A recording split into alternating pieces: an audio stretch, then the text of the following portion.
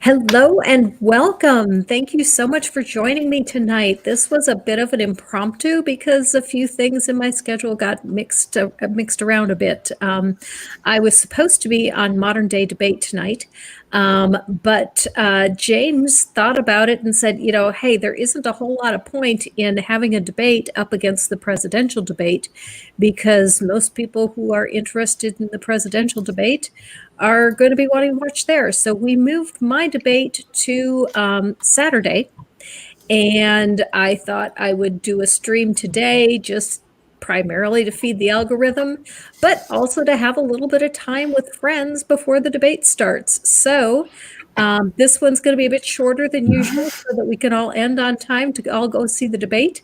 And we'll have a time to I don't have to see the debate. That's true. You don't have to see the debate.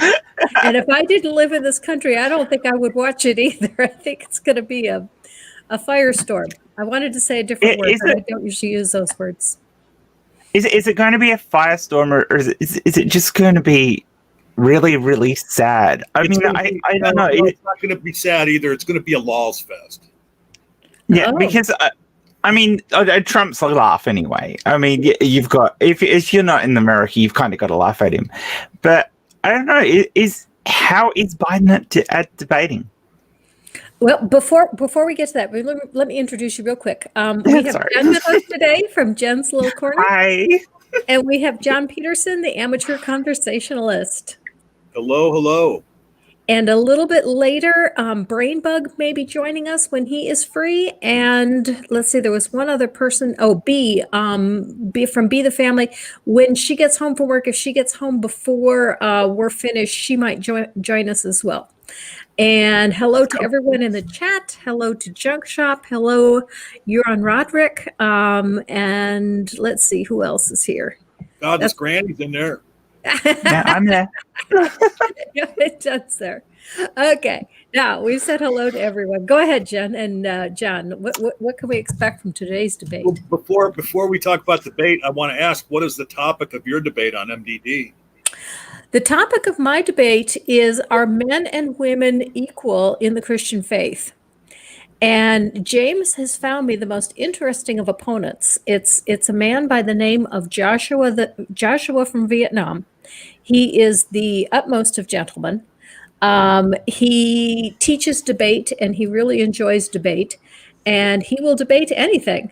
And so I watched him do a debate where he was defending flat Earth, and it was quite obvious that he didn't agree with a word that he was saying. But a good debater can support any point, even if it's their opponent's point.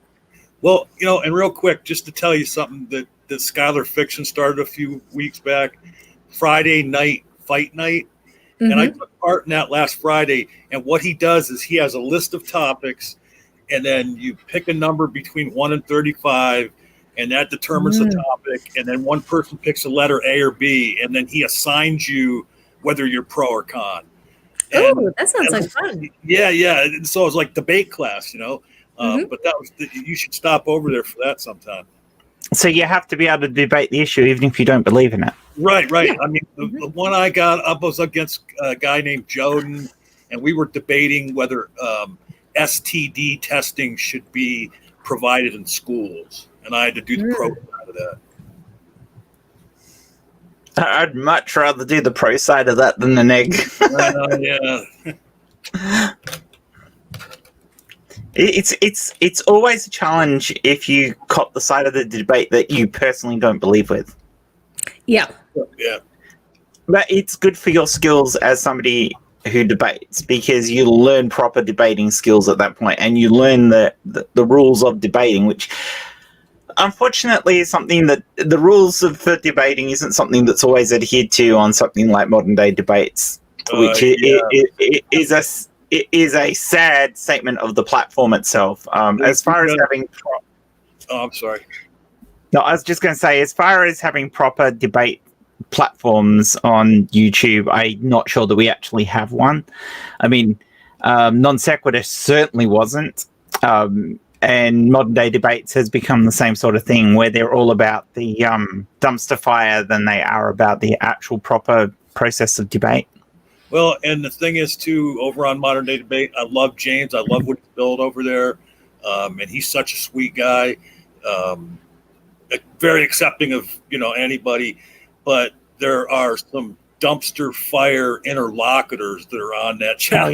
Yeah. Like I feel very good that Granny has been put up against what sounds like a very reasonable interlocutor. I mean, because if she had to have the debate she's going to have and go against like Smokey Saint or John Maddox or Jill or somebody like that, I mean, those people are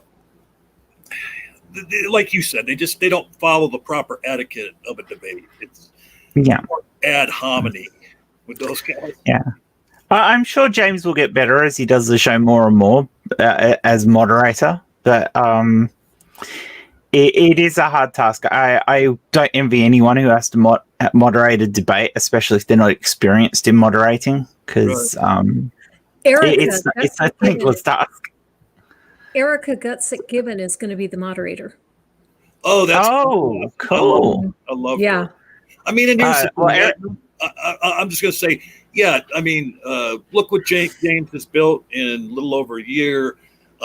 It's not like, I mean, he doesn't ignore the moderation duties. I mean, I've watched some debates where he did stop people that were getting a little too outrageous and take hold of things. But I think that what happens is that sometimes he's such a busy man. I think sometimes when the debate's going on, he's trying to get other stuff done, on his computer, and that maybe zones out for a little bit. It's not just that. James does like to have a bit of controversy because it does break up the views and gets people in. And I totally get that because it's YouTube and that's what you want to do. But in some ways, it'd be nice if there was a more serious debate platform. Yeah. I know they're trying. I know that the Creaky Blinder and Conspiracy Cats are trying to do that with their debate channel, but they've also taken on some topics that perhaps they shouldn't have as well, because the topic itself has ended up becoming the dumpster fire, and rather than the way that people are debating. So it's one of those things. I think it's really hard to make a debate show for YouTube and have it interesting without it developing dumpster fires. What I think is even more sad than that is what is going on with debate in high school and colleges. When I was in high school, we debated. And this was already starting even back when I was in college, because my debate coach had us do values debating rather than straight national debate topic, because it was already starting to turn into word vomit. And instead of making reasoned arguments, the purpose of the debate was to say as many words as possible and to you try to throw in as many arguments as possible. And I was asked to judge a high school debate a couple of years ago, and I watched, and what they're doing on the high school circuit now is what was starting in the college circuit back when I was in college, and it's awful. Because it doesn't prepare you for anything. I said the only thing it could possibly prepare you for is a career as an auctioneer. There's a lot of value in brevity. Yeah. Yeah. And then when people gish-glop you, and I see my lighting all messed up here. When people gish-glop, and of course, what's his name? What's the dinosaur guy? Hovine? Hovine, yeah, he is just the dinosaur guy. I love that. And when can we just call him the pool with without the lifeguard guy? Well, and then so we also too soon. we were also calling for a while. We were calling him by his inmate number. Yes. Yes, I know. But he got in a debate or a conversation with Aaron Ra, and Kent was quite triggered afterwards because he said that Aaron Ra kept him interrupting him. Well, what Aaron Ra did was he didn't let him gishgalop. And when Kent started, speaking about something that was patently false, he would step in and correct him, And yeah, I mean, guys like Hovind and others, they want to talk on for 10 minutes, throw a bunch of spaghetti at the wall and see what sticks, Mm-hmm. The other thing that I think is really awful that's going on in the high school debate tournaments is the students have been instructed that they have to find a way that failure to follow your plan will result in annihilation of the entire world. And that's just ludicrous, because the year that I was judging, the topic was immigration, and they had to show that failure to stop immigration is going to cause the destruction of the entire world. No, it's not. Why require someone to make an argument that is a stupid argument? Yeah, that's kind of ridiculous. Well, but it's funny that you say it's a stupid argument, because Trump is going to make that argument tonight. Trump's going to make lots of stupid arguments. Yeah. He's going to make the argument that if we vote Biden in, it will be the demise of the world as we know it. Yeah. I fail to see, unless, of course, whoever the president is of the US is going to launch everything that's left of the nuclear arsenal on the rest of the world, how anything that happens in the US can be the demise of the rest of the world. Well, yeah. That's just pure arrogance, really. Short of nuclear war, America does not cause the demise of the rest of the world. Well, and the other thing is, like, okay, you guys have seen it. Like, you can't turn any YouTube video on now for the last several months without there being political ads before it. Mm-hmm. And like the one that's been going on, that's just well, I'm not there, yeah. But the one that gets me is the one where they show scenes of like some of the riots that have occurred, and then they say Joe Biden too weak to stop the people wrecking America. And like, wait a minute, is Joe Biden in office right now? Exactly. Time. Let's blame. I mean, you often see candidates blame the opposition for what they've done in the past. Mm-hmm. We can't let them in because they did this when they were in office. But Trump's trying to blame Biden for things that might happen. Yeah. What? Yeah. And trying to blame him for stuff that's happening now when, hang on, they're not in power. You can't. I mean, to me, that was like them pointing the finger at themselves. Too weak to stop the radicals trying to destroy America. Like, yes, Trump is apparently. I mean, because like it's not about being weak anyway. It's about the way of doing it. I mean, you want to stop what's happening in America? Listen to the fucking people. Well, right, and the thing is like, and the media is partly to blame, even though they're not in Trump's pocket by any stretch of the imagination. They show only the horrible things that happened, because 95% of the protesters weren't doing anything to damage things and be violent and all that. But if it leads, it bleeds. So if something horrible happens during a protest, then that's going to be the first thing on the news, man. Mm-hmm. Yeah. Mm-hmm. But so what's it like down there in Australia? I mean, what is politics like? Is it as dirty in Australia as it is here in the United States? Oh, it can be. Well, we don't get the same level of personal attacks on people that you're having at the moment, but I think that's more a Trump thing than a general election thing in the US, isn't it? So it's more of a Trump style thing than it would be for other elections in the US. We took it to another level, that's for sure. Yeah. You will get the things of, they did this when they were last in power, so we shouldn't trust them. But I think that's typical politics. Anyway, politics has gone from... Once upon a time, politics used to be, vote for us because we're going to do this, and we're good at doing this because we're good at it. Whereas now, electioneering is don't vote for them because this is going to happen. Yeah. It's all negative politics nowadays. It's like, how much can we belittle the other side? And it does happen here too. The difference we've got is our left wing and a right wing party are more closer to being centrist than they are to being the extremes of the left and right. So our two main parties.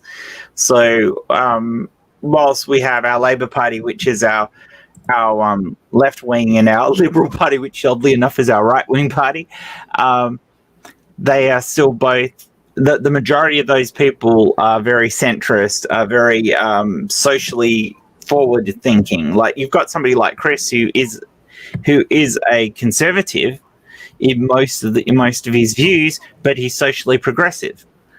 And the main Liberal Party is very much like that. So whilst you get the regressives within there because there's a lot of heavy religious types, even our Prime Minister is a heavy religious type,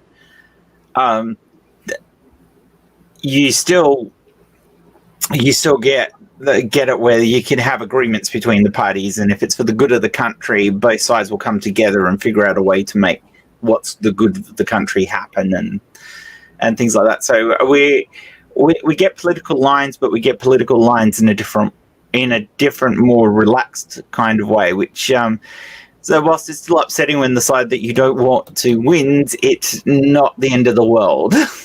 We're not going to have fighting in the streets if the other side wins in this country.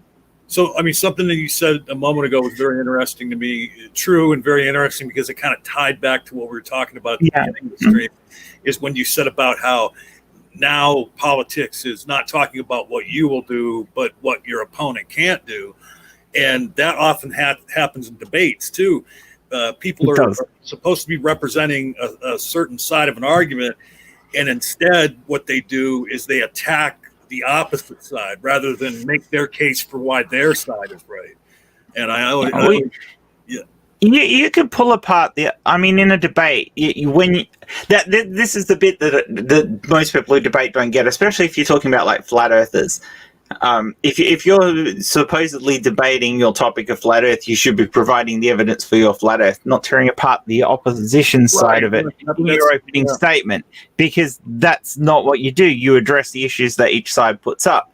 So if for a debate about is the earth round or is the earth flat, the opening statements of each side should be, this is why we think the earth is flat and here's our evidence, and this is why we think the earth's round and here's our evidence, and then you debate the talking points that each side put up.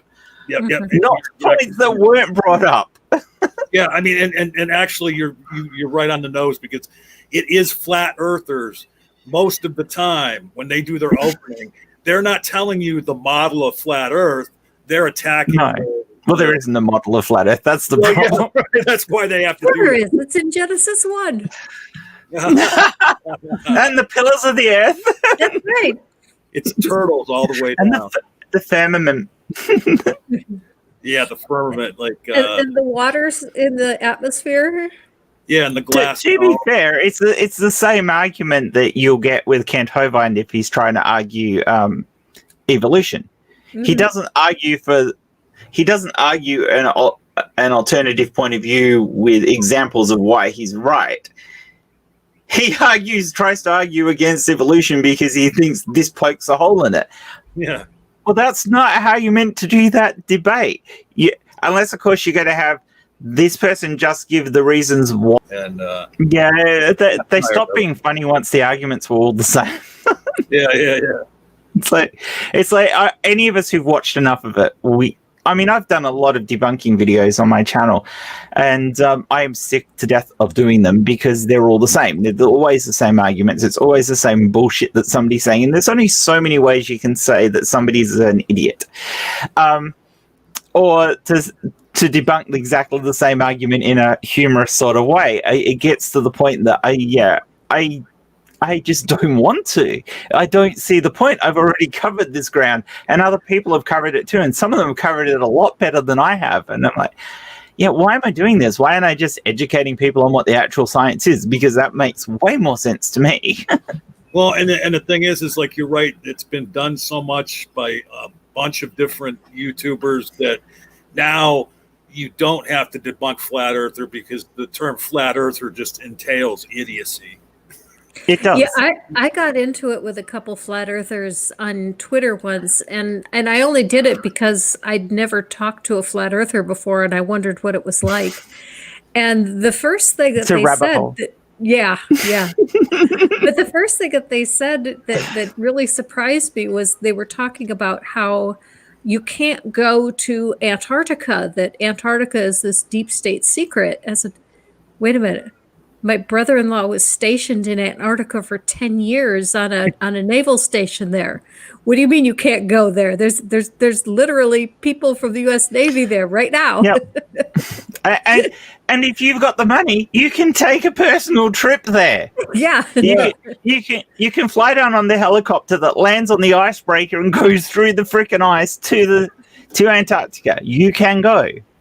Well, the one I love is that they talk about how, there's no curve and you can use a telescope and, bring a ship back into view that's supposedly you guys are saying is over the curve. And then I always respond with, okay, if that's true, how come we never have seen the ice wall? Because if the world's flat, why can't you go to the tip of any continent and take out a powerful telescope and see the ice wall? Well, they claim that they can. They put up some pictures of ice and said, "See, there it is." Yeah. Well, here's an easy way for them to prove it. That's a very good point, and I think my first argument to them would be, fine, go to the top viewing station at the Burj Khalifa, which is our highest building we've ever built, and it's easy for you to get to the top of that. Take a high-powered telescope with you, and you get us some photos of the ice wall. Yep. And the armed penguins that are guarding it. The armed penguins that are guarding it, yeah. And the other one that I've heard them make a more obscure argument is that they say that, well, how come we've never circumnavigated the globe north to south? Well, the fact of the matter is we have. I mean, yeah. Yep. The thing that I find just baffling about them is, well, then how come when airplanes fly, they'll fly from New York to Los Angeles to Beijing to London, they go around the world, and it's, I don't get it. Well, right. Or even better when they're talking about airplanes. Let's go. Great. Yeah. No, I was we're half a world apart. I think we have a little bit. Yeah, of that lag is. Yeah. But what I was going to say is the great, maybe not exactly what you were saying, but yeah, the airplanes have those great circle routes. So it's like, yeah. Wait a minute, why aren't they flying from point to point? They're doing those great circle routes, and it's actually faster. Why would that be the case if the Earth is flat? Yeah, because their argument is always, why are airplanes flying in these curves on our flat Earth? And I go, that's because because there actually are a straight line if it's mapped on a fucking sphere. Because they don't understand that maps are projections. So we were talking about the futility of debating flat Earth, and what are we doing? We're debating flat Earth. Yeah. We're just laughing at it. We're not debating it. We're laughing at it. I think we're on the same side of that argument. Yeah. There's no debate here. The debate starts at 9 then, right? It starts at 9 Eastern. Let's see. Yeah, 8 Central. And that's why I was only going to go for 1 hour, because the debate. What time unless we end up more interesting than the debate. Yeah, that's that, true. Granny? I said, what time zone are you in, John? I'm in Eastern, yeah. Okay, it's about 8:30 for me right now. Yeah. Yeah. I just, there's no doubt in my mind that Joe Biden is more of a critical thinker than Trump is. And that Joe Biden has the ability to act more presidential than Trump does. I mean, Trump's followers don't think that it's a big deal. They love it. But the fact of the matter is, what the rest of the world thinks of your leaders matters, especially for a country like the United States. And he right now is such a laughing stock to the majority of the world's leaders that it's insane. But one thing about Biden, early on when they started campaigning and put the ads out, like he had this one ad he put out where he, in the beginning, he kind of like stumbled over a word, like anybody could do, like when you film something, you often have to take several takes, but for whatever reason, the campaign decided to leave that in, and it irked me. I was like, that's, why not get that out of there? I mean, I forget what it was. He misspoke on a word or something. And he is one of these people that, and often as you get older, it happens more, where you have like these verbal commas, like you're making a very salient point, but you'll, or whatever along the way at certain points. You don't need to be old to do that. I do that all the time. No. I'm just saying. I think it gets that way. As I've noticed, you get it more. Yeah, even more to me. As I age, but everybody has those what I call verbal commas, and like they put the ad out where they just strung together in a sound clip a bunch of his verbal commas from different times. And made it look like he was sitting there just going, like, and so I guess what my point is that when you put everything under the analysis, there's no question but that Joe Biden is a better man and can be a better president than Donald Trump. But this narrative that Trump side keeps putting out about Biden, not being all there upstairs and making verbal gaffes and all that stuff. I mean, does the Trump campaign, do they have any concept of introspection? I mean, because to me, that like the airports at the Revolutionary War. But if you're going to talk about age and incompetency, what about Trump walking down that ramp? Oh, yeah. I mean, a doddering. You couldn't have had the more solid image of a doddering old man than that. Yeah, I mean, what I think is going to be the biggest thing is those tax returns, because Trump's biggest platform is what a fantastic businessman he is and how he can do well for the finances of this country. And I will grant him that COVID was, unforeseeable. And all of the money that he has had to spend because of COVID, the stimulus checks, the business loans, I don't fault him for that. And so I do not fault him for all the money that he's put us into debt, because I think he had to do that. But I think those tax returns show that he is not the savvy businessman that he claims to be. Well, right. And the thing is he, God dang it. Got my alarm going off there. And my alarm made me lose my point. So go ahead. Oh, I'm sorry. No, my alarm did. My alarm on my phone went off. It shouldn't even be on. Well, my current answer to whenever he posts his stupid Law and Order thing is stop tax evasion.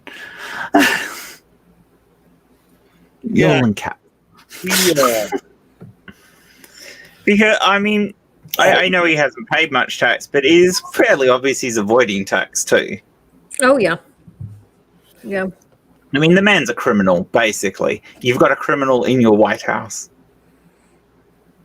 Oh, yeah. And he really doesn't want to be out of power because it's the only thing protecting him. Mm-hmm. And that shouldn't be the case. The President of the United States should not be above the fucking law. No, he shouldn't be. That is ridiculous. If we had a prime minister in Australia break the law, they would get arrested.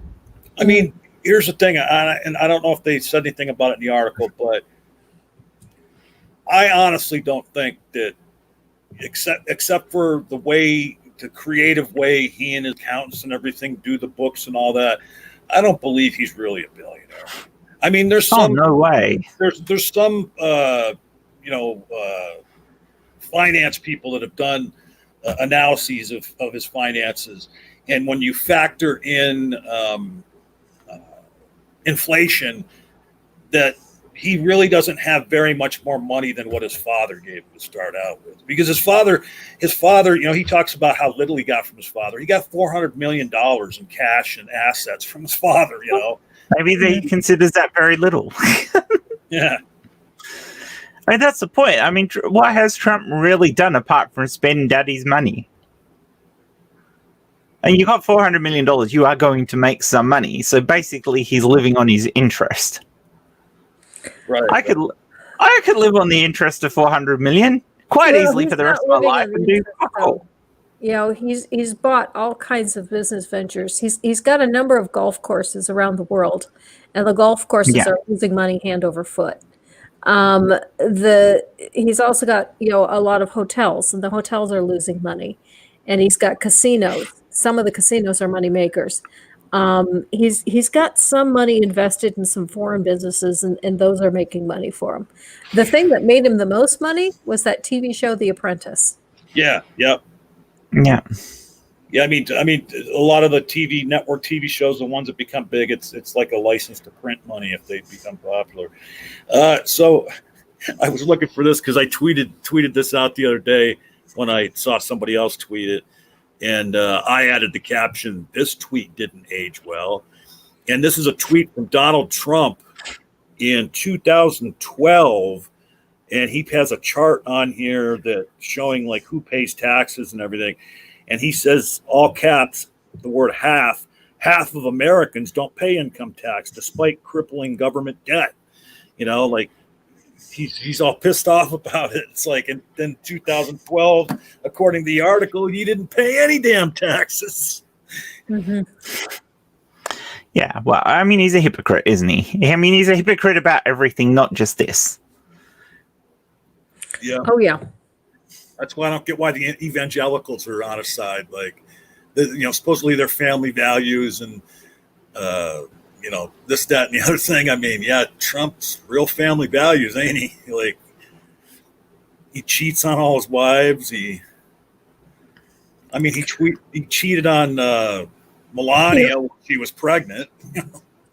Yeah, I asked a born again Christian about that. You know, how can you claim that this guy is, you know, your God chosen man, and this is your example of someone that's going to follow God's values when these are the things that he does? And they said, well, he did those before he became converted, and you know, once you convert, you know, anything that you happened before you were converted, that's all forgiven. And I said, well, what evidence do you have that he ever converted? When did he convert? Yeah. He doesn't even know which way up to hold a Bible. Well, he doesn't seem to know anything that's in the Bible, too, because they asked him, said the Bible was his favorite book, but then he couldn't quote any of the Bible. Yep. Yeah, but he's just holding the line. I mean, he couldn't be where he is if he wasn't claiming to be a Christian. You know, the Republicans wouldn't want him there.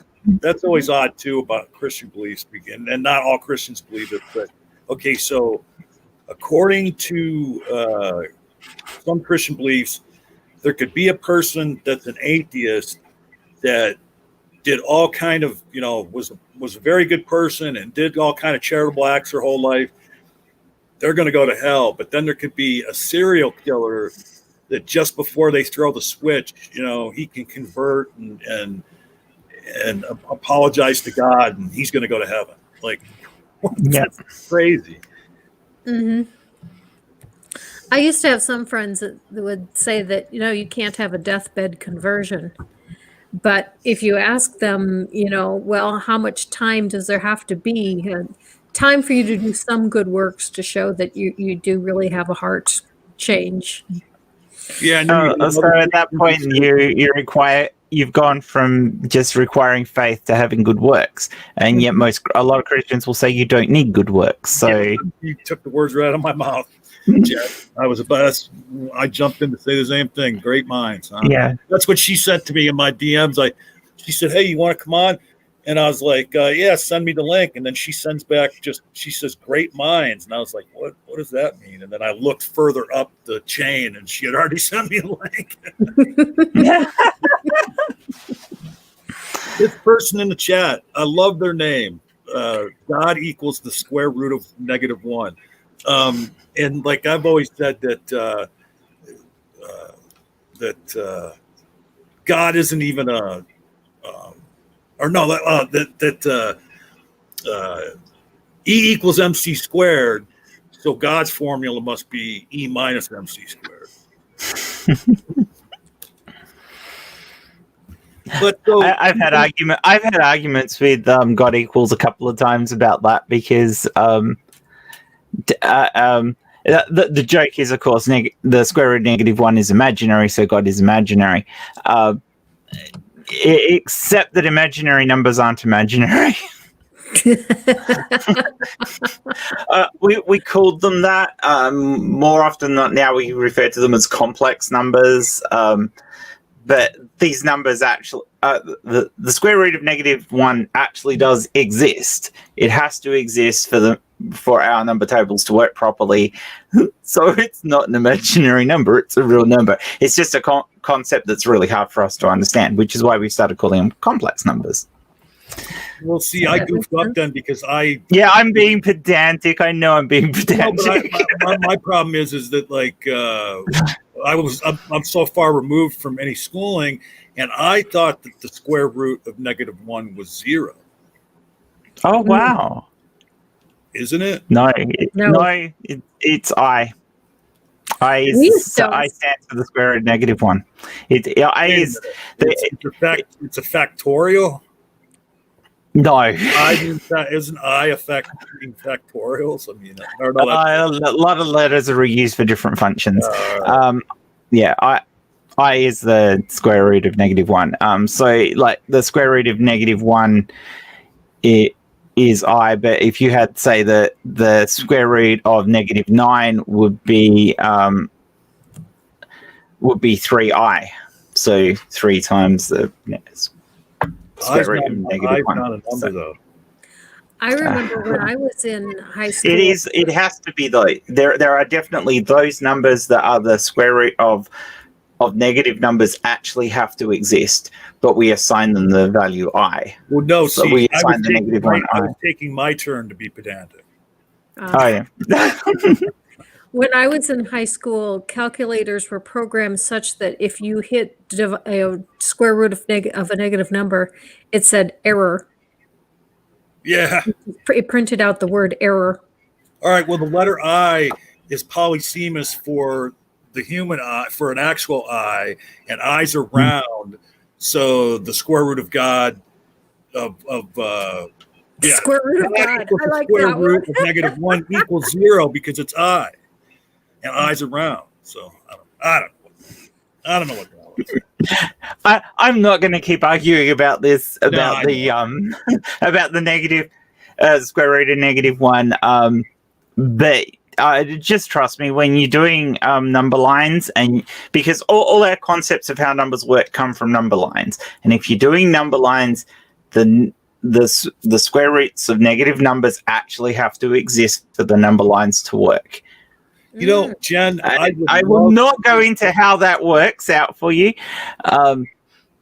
why that works, but there are a number of really, really good videos on YouTube about it, and they actually exist. They're not imaginary. We call them imaginary because it's a hard concept for us to understand. I mean, after all the flat earth and all the craziness on YouTube, there is a wealth of knowledge on YouTube that I utilize. I mean, there's some very good learning channels on YouTube. Yes. I want to put you together with, and I don't know if you know who this person is. I mentioned him at the top of the show. Jesus is Lord. He's somebody that's over there on MDD sometimes. He's always in the chat on MDD. Mm-hmm. He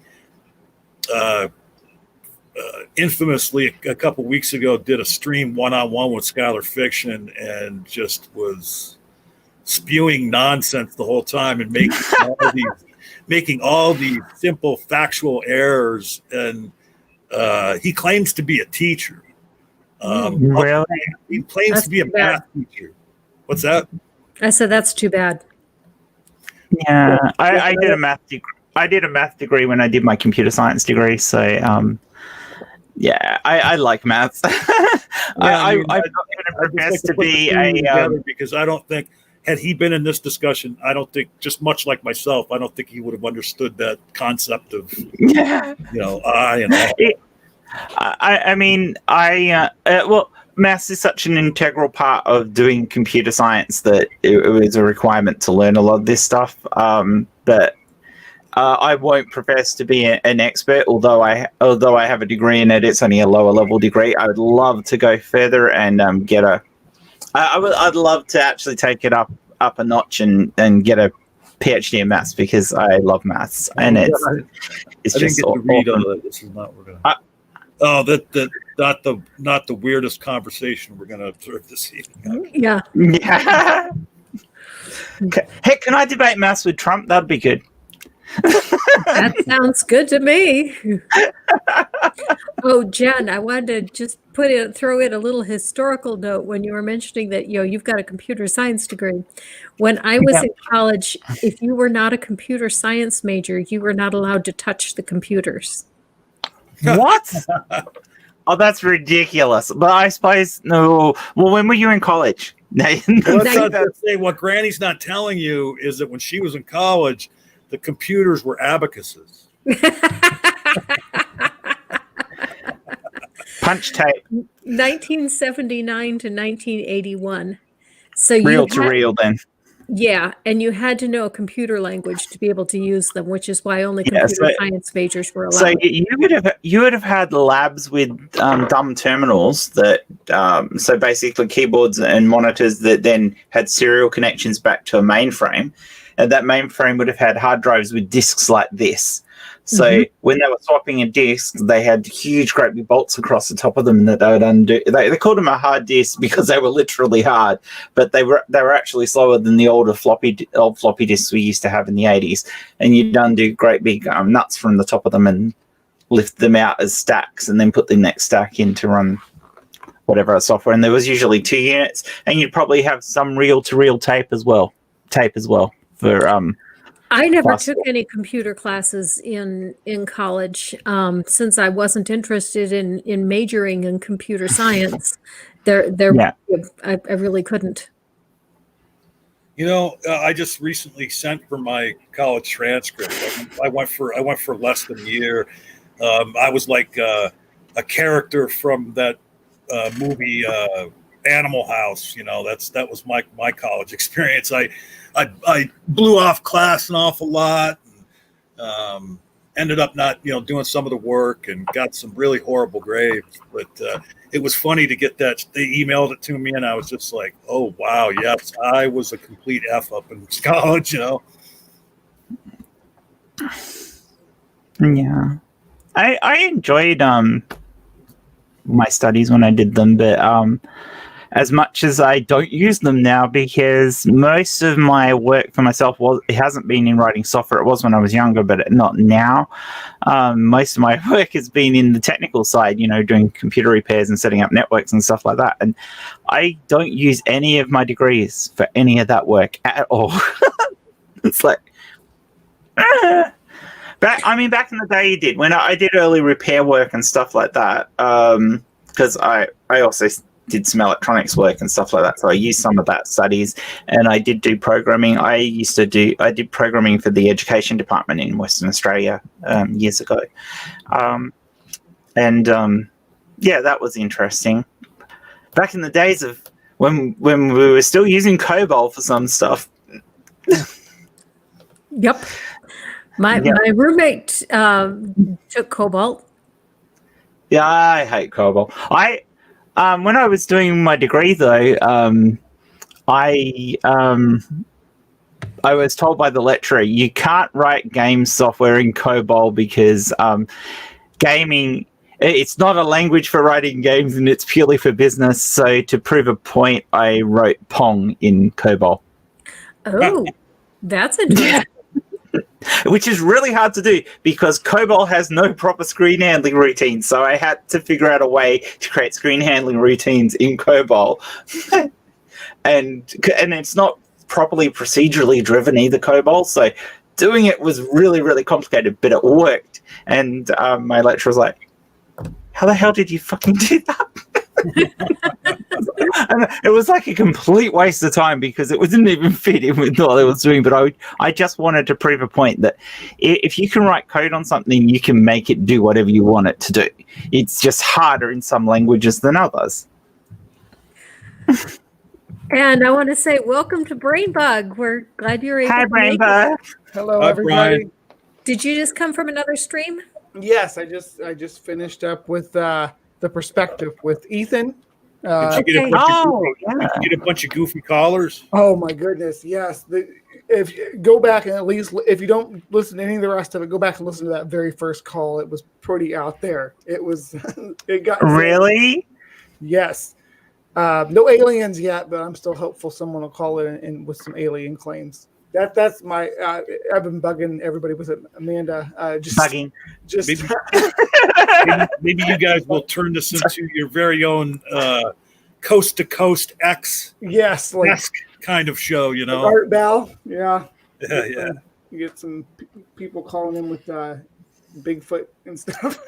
You know, I think that his radio show, you know, when it started over 30 years ago, I think, but I think that like that was where the very first pose were, like the People, you know, yeah. you can guess on and they were just playing, you know, Art wanted to believe all of them, but a lot of them that were on were just pose, you know, but they just Yeah. The main one I remember from that was that Mel's Hole guy who said he found the hole in his yard that just went down and down and down for miles or whatever. And he was just like, he just fed Art just kept feeding him all kinds of BS about it. He kept going along with it. But I didn't want to derail your debate prep. I had to understand that the topic is, are women and men equal in basically the Abrahamic religions? Well, Or in just Christianity specifically- in particular, but even though I entitled the stream debate prep, that's not really what we're doing. We're really just doing an open mic night. like debate prep for the upcoming debate. Right. And I intentionally left it vague as to whether this was supposed to be prep for the presidential debate in 15 minutes or if it was prep for my debate on Saturday. I intentionally didn't say so that it really is open mic night. Yeah. I'm not watching the debate. I've thought about watching it. I'll just catch up on the highlights after it's over. I can't listen to Will it. there be any highlights? You won't have much to do, will you? Yeah, right. I mean, there might be there could be a really, really good comedy reel. Yeah. Well, I mean, and the thing is too is nowadays the highlight reel often contains a lot of lowlights. You know, Yeah. Yeah. Well, and they can also give you snippets and stuff to kind of make things look like stuff was said that wasn't said, and that's on both sides too. That you can't really trust necessarily what you're seeing if you don't watch it all the way through. Context is key, right? But I think both these. Oh, that's not going to work. Trump has no concept of context. Oh, you're not I wrong. don't think he has a concept of concepts. He has the best concepts. He's the best concept. People have said that. Oh, I wish Ring was here. I think I get I where he think was you going. It's such a low mic. I don't think you guys picked up on that. He was doing a little bit of a Trump impersonation. Yeah, Oh. the way he monologues and just he has certain verbal tics that he doesn't know what to say. He'll just comment on how something was the best or the worst and just kind of go on a 30 second long diatribe about that while he collects himself about something. And I'm so mad that you said that. And there is so many of those little phrases he uses, like where he can't think of what to say, and I can't think of any one of them right now. But there's just so many of them that I don't know the word for it either. I know there are words to describe what he's doing. There's just verbal. Well, I mean, he always goes down the thing of saying he's the best at something because he has nothing else to talk about. Right. Well, I mean, it's weird because like what Brian was just saying, like he'll be talking about something and then he gets stuck where he doesn't have anything more to say about it, and then he'll just make these superlative statements about what he was talking about, like, you know, oh, and that's the biggest and greatest thing ever, you know, or just to keep talking. Right. Yeah. It's like a car salesman will do if they don't know. They told you all the features on the car, and you're like, you've seen it all, but they need to sit there and keep you there on the lot talking to them. They'll go back through them or go back, like they told you about the cold AC. They'll go back and say, now you got to understand, this is the best AC on the market. You know, the people that drive it, they've been driving for years and they've had the cars with the other ACs, and they'd get to this car, best AC. And everybody tells me this. Everybody who's ever driven this car, test drove one of these, they always tell you they are the best. They're the greatest. I'm just telling you, this is not coming directly from me. This is coming from the people who actually drove the cars. They'll go on like that forever. In answer to B, Trump saying it's huge is something he's had to say all his life because it's what he's been trying to do to convince all the women he's been with. Oh, I had a tweet the other day when Trump landed in South Carolina. He made a comment, and it was supposed to be about the polls, but his tweet read, "Up big in South Carolina." And so I responded with, "Can you keep that in the bedroom, please?" Oh, I saw that. I think I liked that comment. Yeah, that was funny. Yeah, so how is Trump going to handle any questions that get thrown at him about the taxes tonight? I have no clue. He'll bluster. He'll try to say, just look at then he'll say, look at our record, without actually pointing to anything he's actually ever done. Right. Or maybe say, I've signed a lot of papers. Yeah, okay. And then he'll try to say how bad Biden will be. Yeah. You know, something he said. There'll be nothing concrete. Something that he said a while back that I just remember it, because when I heard it, I thought, what president has ever said anything like that? Like, why? Who in their right mind that holds the office of president would say that? And it was the one when, like, people were talking about he had tiny hands, and then his response, you know, live at some, you know, press conference was, you know, and it's, I've got tiny hands, and that equates to something else. Well, let me tell you, there's no problem with down there or something like that, he said. I'm like, what the hell? Yeah, I noticed God Equals put that in the chat as well. And I was thinking, given what we were saying with that before, are you suggesting that Trump only thinks he's got it big because he's got tiny hands? Yeah, everything looks bigger in their little hands. Yeah. So I hope everybody's got everybody in the audience, if you're going to watch the debate, I hope you have your popcorn ready. And I would also recommend alcohol. Yeah, alcohol. And I would also recommend that you have a pair of oven mitts close by to wherever you're going to sit, because once Trump starts talking, you're going to be face palming yourself a lot. You don't want to get a concussion. You may want to. Good point. You may want to have just sitting there ready to go on YouTube a flat Earth debate just to raise your intelligence a little bit. Do not make a drinking game about taking a shot every time Trump says something stupid, because you'll die. Probably You'll die. Yeah. Now, my question is Trump going to get up and walk around and stalk behind Joe the way he did Hillary in the debates 4 years ago? Not a chance. Not a chance. I'd love to see Joe turn around and punch him, though. Yeah.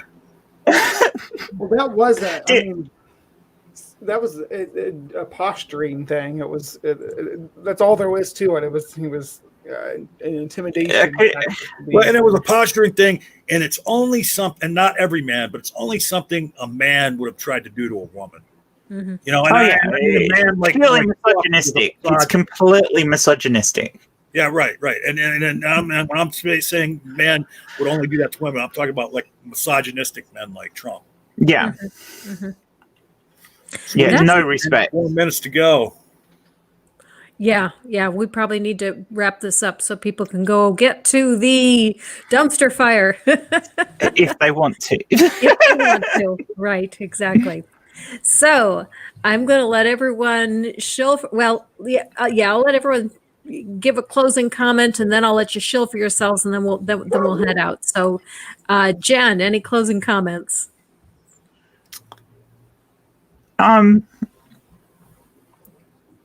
Sorry, I kind of put on the spot there. Sorry, I was going to say, do you think Trump's tiny hands are the main reason why he thinks he signed so many papers? It's just very tiring for him. Well, and do you see how big he writes his Yeah. all those things like he's trying to compensate for something else? Oh. Exactly. And it's The only other thing I'll say is that tomorrow evening, and I can't remember what time it is, Junk Shop and I are on on Ethan's show. I can't remember what it's called. We'll be talking about trans identities, LGBT plus identities on there. So that should be really interesting. So please go and check that out because Junk Shop and I are awesome. So what, like you and are. Junk Shop and Brian, you guys are just passing Ethan around like your play toy or something? He's all lubed up. He was doing a show like 4 or 5 days a week. It was crazy the mileage he was putting in. So yeah, he's got a lot of balls up in the air. Yeah. That might have been a little out of place after Jen's comment, but Oh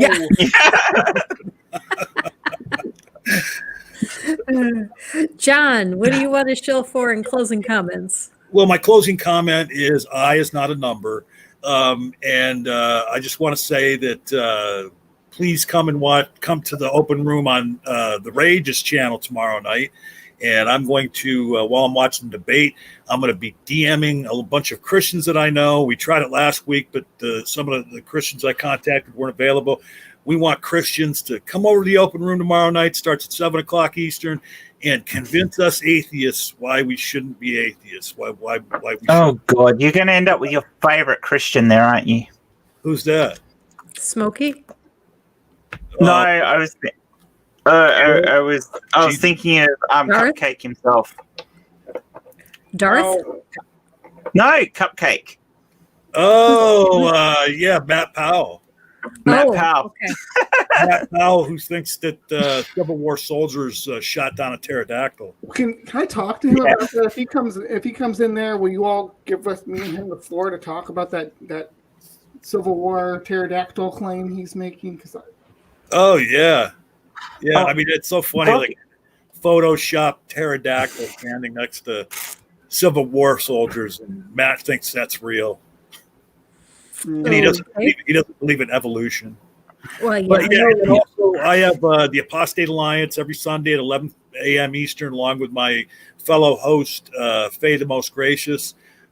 This coming Sunday, what would that be? That's the 3rd or the 4th. Yeah, we're going to be talking. We're going to take a little departure, and we're not going to be talking to an apostate or an atheist. We're going to be talking to an atheist who's not an apostate. He is a lifelong atheist. They never had religion in his home. So we're going to, hear about all that. That should be interesting. Like I say, it's a little departure from what we normally do. Okay. And, yep, that'd be it. Can we also say a big thank you to B, who just shielded us all? Yeah. Yep. Thank you, We B. just put up all of the links for everyone. And you should shield yourself too, B, because you're awesome too. Brainbug, closing comments, and what would you like to shill for? Well, this week I'm pretty well done. I'll be on probably on Math Pigs open mic night there on Thursday. We're talking politics. Yeah, things are going to be political for the next 5 weeks or so. They just are. So that's what we're talking. And next week, haven't set down on a time yet because we did have it scheduled for tomorrow, but we've pushed back the next episode. We have the science to next week, so we'll have Erica from Given on there, and then on the 10th, Monsters in the Bible. Volume 3 is going to be streaming, and that's where me and Santi the Sane sit down with Dragons and Genesis and talk about biblical mythology. And we will have a special guest that I will announce later this week, stopping by to visit and talk about that as well. I have my October video that should be coming out here shortly, and That's about all I got going on right Well, now. when I got to ask you, so when you say you're talking about monsters in the Bible, you're saying that you're going to talk about God, right? Yeah, we do Yeah. quite a bit. Yeah. Oh, And and before I forget, he's the I'm gonna biggest be on. monster in the Bible.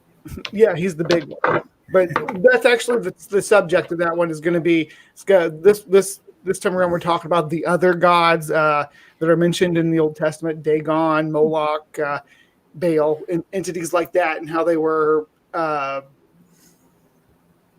just say it. We're going to have Dr. Josh Bowen on to talk about some of these Semitic deities. So it's going to be really cool. And how they kind of evolve. So tune in for that. That's the 10th at 1 p.m. Central Standard Time. And also, before I forget, I almost did forget, on Halloween, I'm going to be on Neil the 604 Atheist. Oh, cool. Oh, I forgot something too real quick. Okay. Tomorrow is Blasphemy Day. It is. Yes, so everybody be sure to blaspheme. Tomorrow. Damn, why are you telling us so late? Well, you still got until after midnight. Well, actually, right now for Jen, it is Blasphemy Day. Say it. Let it out, Jen. Sorry? Let's hear your best blaspheming. Come on. My best blaspheming. Yeah, it's National Blasphemy Day. It's National Blaspheming Day? Well, it is tomorrow for us, but for you, it's already tomorrow. Oh, I see what you mean. Well, I mean, I honestly have this thing that the whole reason why Jesus allowed himself to be arrested and put up on the cross was he had a thing for auto asphyxiation. Okay. Autoerotic asphyxiation. So and I mean I mean there's this whole thing of there was a crystal encrusted thing of Jesus that was made that looks exactly like a dildo, and I'm just wondering if it was used as a butt plug during his whole thing of being put on the cross and going through his auto asphyxiation. So they just went too far. It was a bit like what's his name from In Excess, where he took it just that little bit too far and ended up dying. It's no one's fault. It's his, if you do these stupid things, it's what happens. He didn't do the Richard Gere thing, did he? Gerbil. Hey, when I DM you later, Jen, I'm gonna send you this meme that I got off of YouTube, and it's captioned "What they didn't tell you about Jesus getting nailed on the cross," and it's a picture of him, and the Roman soldiers they're nailing him. But actually, I've seen that one. I mean, you've got to wonder about Jesus to a large extent. I mean, he shows up to after so-called resurrecting. He shows up back with the apostles and asks Thomas to put his finger in his hole. I mean, come on. Oh man, I love your stigmata. It's like, how does Jesus masturbate? How does Jesus bite his nails? Okay. Man, I'm giving away my best stuff before tomorrow gets here. But all right, Tune in for more. Yep. And for me, I have a collab with Viced Rhino that should be coming out Friday. And then I've got Modern Day Debate on Saturday. So, and next week at 8:00 instead of 7:00, we are having a panel discussion on abortion. And Susan Turpin is going to be here, and that's why we moved it just a bit because she's on the West Coast. Yeah. Okay. So thank you everyone in the chat for joining us. It's been a lot of fun. It's been a few laughs, and now we can all go cry over Trump and Biden. And I cannot wait to see Godless Granny's cartoon image on you said what channel are you going to be on? For the debate, Modern Day Debate. No, you were doing a collab with somebody. Oh, with Viced Rhino. Viced Rhino. Okay, I'm thinking Apologia.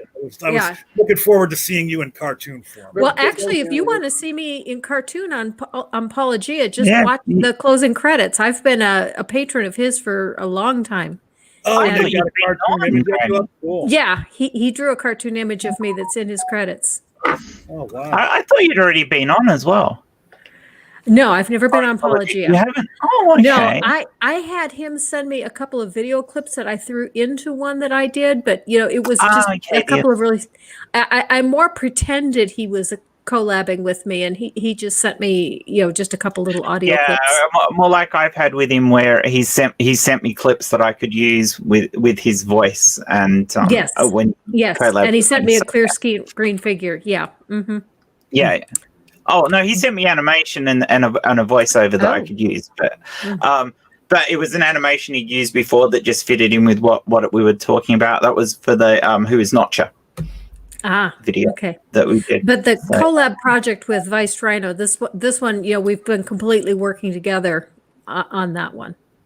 Awesome. Hi, Meganuts. Sorry. That's I just noticed Meganuts is there. Yeah, Meganuts. Sorry, it's time for us to go.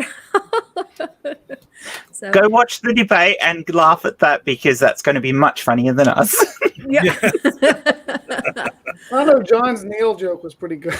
Yes. It was. Well, I also like John's joke about making sure that you're ready for, or was it Jen, that be ready for the debate by having your pads for your all things. No, that was John. Yeah. That was John. Okay. Bye. Good night, everyone. Bye.